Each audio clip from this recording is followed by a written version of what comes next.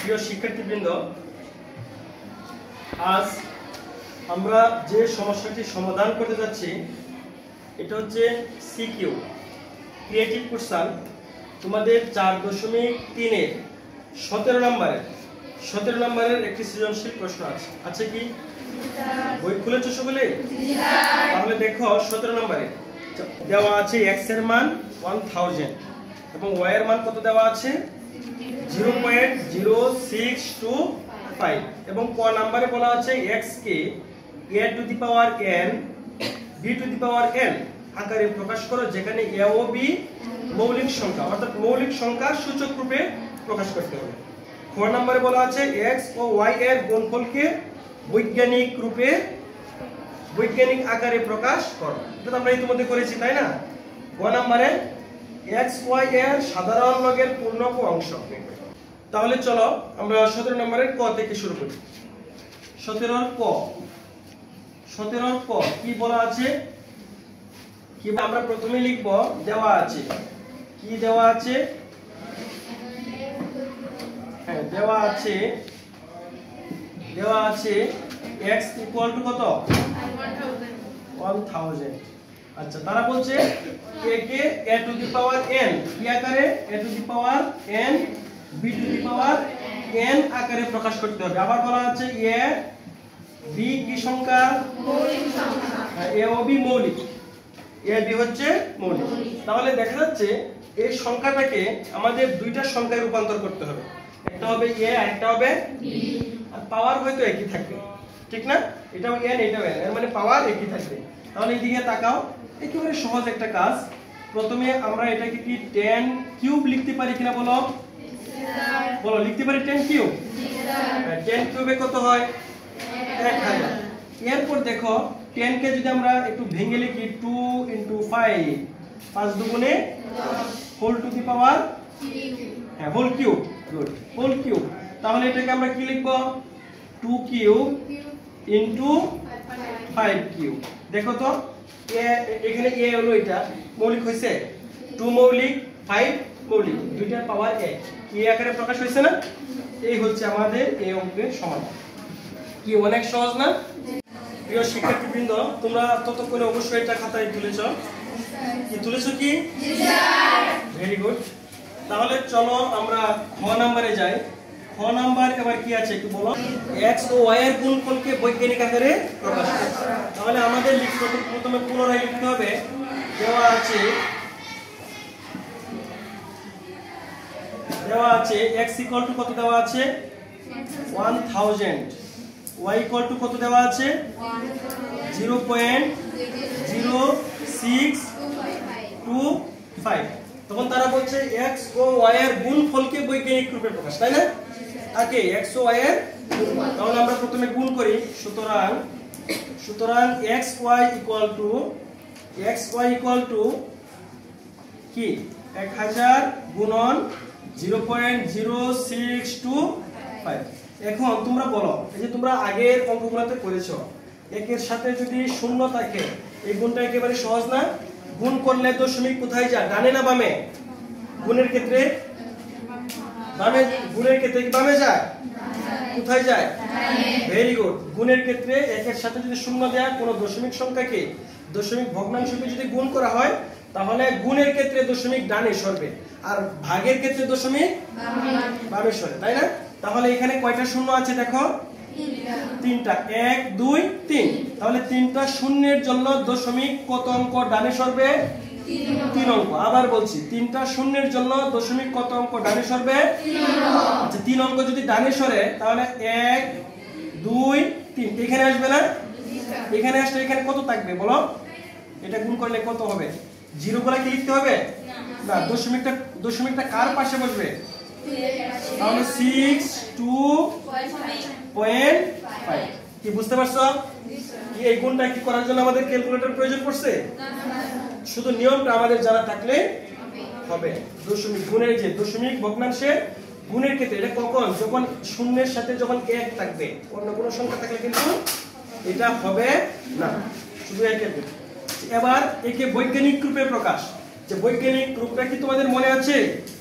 n equal to কি ছিল? n equal to a into 10 to the power n good এখানে একটা শর্ত ছিল কি a 1 less than or equal to a less than 10 আরেকটা শর্ত ছিল n belongs to z মনে আছে না এখানে a এর মানটা হবে 1 থেকে বড় অথবা সমান কিন্তু 10 থেকে ছোট অর্থাৎ 1 থেকে কতর মধ্যে 9 এর মধ্যে আর z হচ্ছে পূর্ণ সংখ্যা ইন্টিজার নাম্বার অর্থাৎ এখানে ঋণাত্মক সংখ্যাও পূর্ণ সংখ্যাও আসতে পারে ধনাত্মক পূর্ণ সংখ্যাও আসতে পারে এর মানে আমরা বুঝলাম এই পাওয়ারটা ঋণাত্মক হতে পারে কিন্তু পূর্ণ সংখ্যা দশমিক বা ভগ্নাংশ এটা হবে না শুধু পূর্ণ সংখ্যা হবে ক্লিয়ার বিষয়টা তাহলে চলো এটাকে আমরা বৈজ্ঞানিক রূপে প্রকাশ করি আচ্ছা বৈজ্ঞানিক রূপে প্রকাশ করার জন্য বলা আছে a এর মানটা হবে 10 এর নিচে কিন্তু এখানে কত আছে বলো 10 এর উপরে আছে তাহলে আমাকে এখানে কি করতে হবে দশমিকটা এক ঘর কি ডানে সরাবো না বামে সরাবো এখন ভেরি গুড এক ঘর বামে সরাতে হবে কার পাশে আনতে হবে কেন আনতে হবে কারণ এখানে 62 এই শর্ত তো মানে না শর্ত হচ্ছে a এর মান হবে 10 এর 10 এর নিচে তাহলে 10 এর নিচে আনার জন্য আমাকে কি করতে হবে দশমিকটা এক অঙ্ক বামে সরাতে হবে এটা সরানোর নিয়মটা আমরা জানি না কিভাবে 62.5 কি করতে হবে ভাগ করতে হবে এক অঙ্ক বামে সরানোর জন্য একের সাথে কয়টা শূন্য থাকবে একটা এখন 10 কি নিচে ছিল না তাহলে এখানে কি করতে হবে আবার ইনটু আকারে লিখে দিতে হবে কি এইভাবে আমরা করি নাই কতদিন তাহলে এই যে এটা আর এটা কাটা গেলে আগের শর্ত ঠিক থাকবে তাহলে চলো শূন্যের জন্য এক অঙ্ক কোথায় যাবে দশমিকটা এক অঙ্ক বামে যাবে তাহলে কি হবে 6.25 ইনটু 10 আচ্ছা দেখো এখানে তারা বলছে 10 এর পাওয়ার থাকতে হবে একটা 10 এর পাওয়ার থাকতে হবে 10 এখন কি 10 এর পাওয়ার আছে কি বলো আছে নাই আচ্ছা 10 এর পাওয়ার কি নাই তোমাদের কি ধারণা 10 এর পাওয়ার কি আছে বা নাই আছে কত আছে 1 ভেরি গুড এর পাওয়ার আছে 1 একটা কথা মনে রাখবে ধরো x একটা প্রতীক বা একটা সংখ্যা ধরে নিলাম এখন x এর এই পাশে ইনটু আকারে 1 আছে আবার এই পাশে ইনটু আকারে 1 আছে আবার এর নিচেও কিন্তু 1 আছে ভাগ আকারে আবার এর পাওয়ারও আছে 1 কি বুঝতে পারছো অর্থাৎ 1 সব দিকেই থাকে যার কেউ নাই তার কি আছে 1 আছে 1 মানে আল্লাহ সৃষ্টিকর্তা একজন যার কেউ না আমরা বলি না অনেক সময় যার কেউ নাই তার কি আছে এই জায়গা মানে এক এমন একটা ইউনিক নাম্বার এটা সবার কাছে সব ক্ষেত্রেই থাকবে কিছুই না থাকলে 1 থাকবে কি থাকবে ক্লিয়ার বিষয়টা তাহলে আমরা বুঝতে পারলাম 10 এর পাওয়ার কত আকারে আছে 1 তাহলে 1 টা কি ছিল এখানে n কি ছিল n তো যে কোনো পূর্ণ সংখ্যা তাহলে 1 একটা পূর্ণ সংখ্যা দেখো তো এই সংখ্যাটা কি বৈজ্ঞানিক রূপে প্রকাশ হয়েছে কিনা জি স্যার এই রূপে আসছে ওই যে n আকারে আসে নাই জি স্যার আসছে কি জি স্যার তাহলে এই হচ্ছে এটা সমাধান আমরা এখানে অ্যানসার দেব ঠিক আছে কি তোমরা কি এটা বুঝতে পারছো জি স্যার হ্যাঁ এটা উঠাই নাও তোমরা কি এটা খাতায় তুলিছো জি স্যার তাহলে চলো আমরা 17 এর গ নম্বরে যাই পরবর্তী সমস্যায় যাই 17 এর গ নাম্বার কি লেখা আছে x y এর সাধারণ লবের আচ্ছা তাহলে আমরা প্রথমে লিখব এটা খ হতে পাই দেখো খ হতে পাই আমরা খ হতে x y এর মান কত পেয়েছিলাম 62 পয়েন্ট কত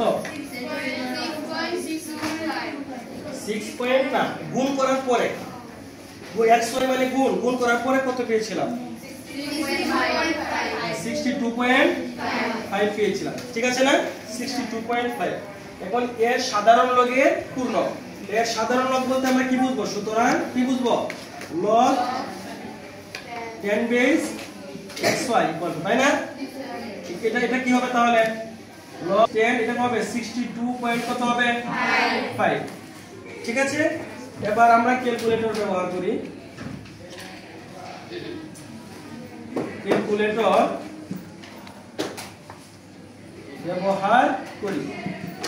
ক্যালকুলেটর ব্যবহার করলে কি পাই? প্রথমে কোন বাটন চাপতে হবে? এসি বাটন চাপতে হবে। এরপরে নেক্সট বলো, হ্যাঁ লক বাটন চাপতে হবে। গুড। আর এই ক্যালকুলেটর ব্যবহার কোন ক্যালকুলেটর? তোমরা কি নরমাল ক্যালকুলেটর না সায়েন্টিফিক ব্যবহার করবা? সায়েন্টিফিক ছাড়া কিন্তু লক পাওয়া যাবে না। ওই যে আমরা সাধারণ যে দোকানিরা যে ক্যালকুলেটর ব্যবহার করে, দোকানের হিসাব নিকাশ, এখানে আর লক আছে? AC lock. এরপরে কোন বাটন চাপতে হবে? 62.5 62.5। এরপরে ইকুয়াল। গুড। ইকুয়াল বাটন চাপতে হবে। এরপরে মানটা কত আসে একটু বলো।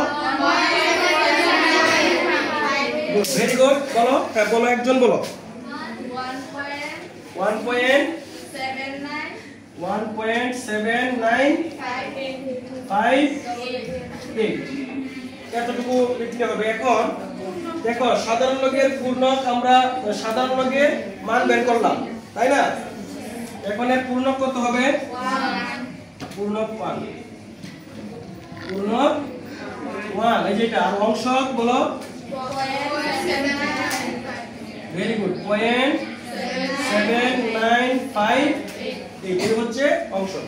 দশমিক বিন্দুর বামের অংশটা পূর্ণক আর দশমিক বিন্দু সহ ডানের অংশটা হচ্ছে অংশক। এই হচ্ছে এর সমাধান। ঠিক আছে? আমরা ক্যালকুলেটর ছাড়া যদি মানে না ক্যালকুলেটর ছাড়া যদি আমরা পূর্ণক বের করতাম, দেখো দশমিক বিন্দুর বামে অঙ্ক আছে কয়টি? তাহলে পূর্ণক কত হবে? 1। কেন? দশমিক বিন্দুর বামে যত অঙ্ক হবে পূর্ণক হবে তার চেয়ে 1 কম এবং পূর্ণক হবে ধনাত্মক। দেখো ঠিক আছে কিনা? ঠিক আছে? আচ্ছা, এটা তোমরা কি বুঝতে পেরেছো? Thank you. তোমরা এটা উঠাই না।